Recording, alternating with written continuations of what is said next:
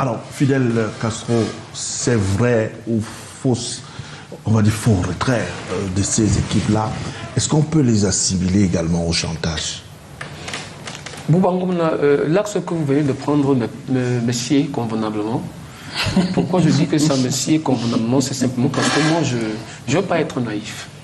Vous savez pourquoi je ne veux pas être naïf?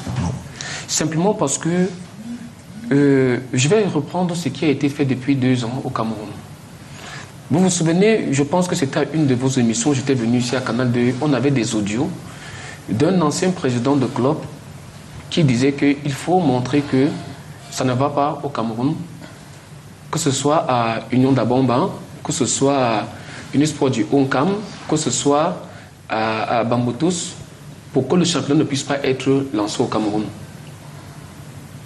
Cet ancien président avait dit il faut faire tout pour que le championnat ne soit pas lancé. Malheureusement, le championnat s'est joué et il est arrivé à son terme. Lorsque je l'ai dit, si vous prenez ceux qui aujourd'hui vous disent qu'ils ne jouent pas, je voudrais vous convoquer, M. Boubangomna, aller lire les plaignants qui sont allés au niveau de la CAF, au niveau du TAS et avance au niveau de la CCA. Ceux qui sont, parce que tout à l'heure on va vous dire que, est-ce que c'est qu'ils revendiquent? C'est-à-dire, d'abord que je voudrais faire une précision, il n'y a aucune subvention au Cameroun pour les clubs. Parce que j'entends les gens dire que les clubs revendiquent les subventions de l'État. L'État du Cameroun n'accorde aucune subvention aux clubs. C'est une hérésie. Il existe au Cameroun un appui au complément salarial. Les bénéficiaires, ce sont les joueurs et non le club. Parce que dans l'argumentation juridique, dans la sémiologie juridique, c'est très important. Le bénéficiaire de la subvention n'est pas le club, mais plutôt le joueur de football. Donc les 560 millions de francs représentent l'appui, 560 millions, pas milliards, représentent l'appui salarial qui vient comme accessoire aux salaires qui sont payés aux joueurs. Donc les clubs ne sont pas là pour dire que la fédération me doit de l'argent, parce que la fédération ne doit rien et l'État ne reverse aucune subvention au club. Bon, peut-être vous n'aimez pas les relances, mais je veux quand même, je suis obligé pour l'entendement de nos téléspectateurs, quand vous dites que cet argent-là c'est pour les joueurs, mais pas pour les clubs. Mais les joueurs appartiennent au club.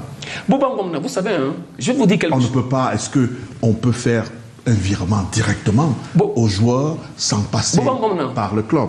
Boubangomna, c'est juste le mécanisme. Je vais vous répondre en français facile. Si vous prenez l'argent dès qu'il est viré, vous le remettez au compte du président de club.